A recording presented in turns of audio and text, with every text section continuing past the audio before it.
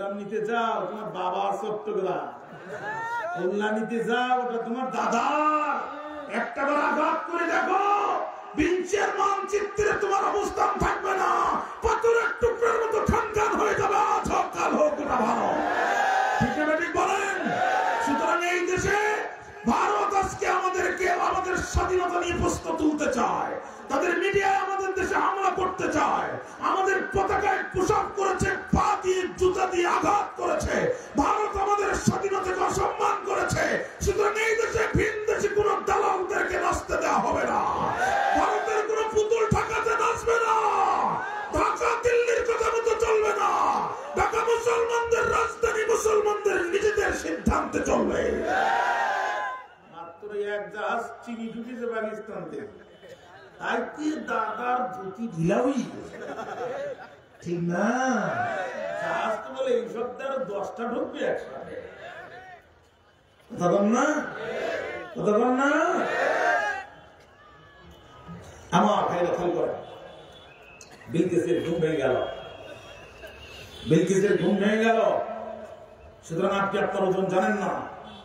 আপনি যখন রাজপথে নেমে আল্লাহু আকবারের আওয়াজ দেন, বাতিল তার সৈন্য ফেলে রেখে পিছনের দরজা দিয়ে পালাতে বাধ্য হয়। ইমানের মোকাবেলা করার মতো কোন অস্ত্র পৃথিবীতে আছে? এইটা আমার খেয়াল করে।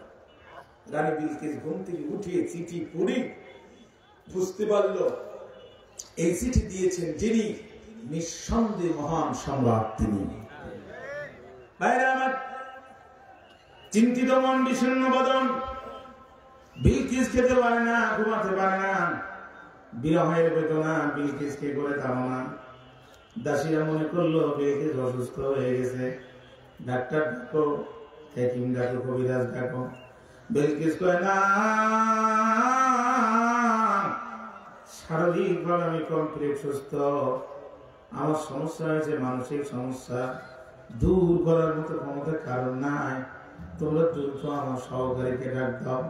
পার্সোনাল সেক্রেটারিকে বিলকিস বলে দিল, পার্লামেন্টের সচিবকে টেলিফোন করো, খুব দ্রুত পার্লামেন্টের এমপি মন্ত্রীরা যে যেখানে আছে তাড়াতাড়ি পার্লামেন্টের মধ্যে ঢুকতে বলো। আমি বিলকিস বড় বিপদে, আমি তাদের সাথে একটু সরা পরামর্শ করতে চাই। ঘোষণা হয়ে গেল যখন, এমপি মন্ত্রীরা পার্লামেন্টের মধ্যে ঢুকে পড়লো, তখন ঢুকলো যখন, প্রত্যেকের আসন দখল করে বসলো, তখন সবার শেষে পার্লামেন্টের মধ্যে ঢুকলেন যিনি, রানী বিলকিস, তিনি।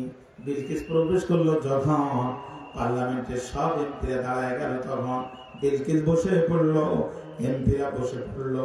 সেই দিন সবার পার্লামেন্টে, স্মরণীয় পার্লামেন্টে দাঁড়ায়া সাবানগরী তৎকালীন রানী বিলকিস যে বরণীয় বক্তব্য দিয়েছিল, আল্লাহ বিলকিসের বক্তব্যকে কোরআনের আয়াত বানায় দিয়েছে। قالت يا أيها الملأ إني ألقي إلي كتاب كريم إنه من سليمان وإنه بسم الله الرحمن الرحيم ألا تعلوا علي وأتوني مسلمين। কেন বলনা আল্লাহ? হ্যাঁ মন্ত্রীরা, মন্ত্রীরা বড় বিপদে পড়েছি আমি, এই রাষ্ট্রটা আমার কাছে বড় দামি, আমি রাষ্ট্রের প্রেসিডেন্ট, আমার বাবাই প্রেসিডেন্ট, আমার দাদাই প্রেসিডেন্ট, 400 বছর ধরে রাষ্ট্রের নেতৃত্ব দিচ্ছি। আমার পরিবার এত বড় বিপদে কোনোদিন পড়ি নেই। দুপুরে খাওয়ার পরে ঘুমাচ্ছিলাম, যখন একটা পাখি আমার ঘরে পৌঁছালো, তখন ইন্নি উলকিয়া ইলাইয়া কিতাবুন কারীম। উলকিয়া শব্দটার ভিতরে আমার বলে মাজুল, ইংরেজিতে বলে প্যাসিভ ভয়েস। আমার কাছে একটি সম্মানিত চিঠি প্রেরিত হয়েছে।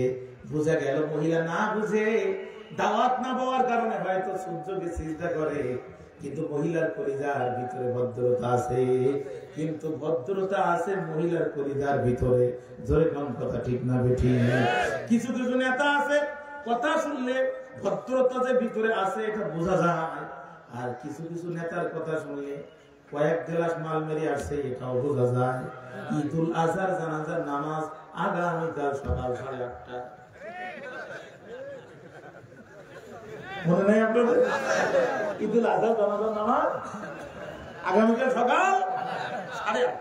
কয়েক গ্লাস মাল মারলে পরে ঈদুল আজহার পর্যন্ত জানাজার নামাজ পড়েই ফেলেছে।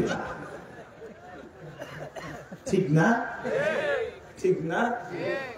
মেম্বার চেয়ারম্যান মহিলা মেম্বার 3 জন নতুন পাস করেছে, কথা বুঝতে পেরেছে? এখন 3 জন পাস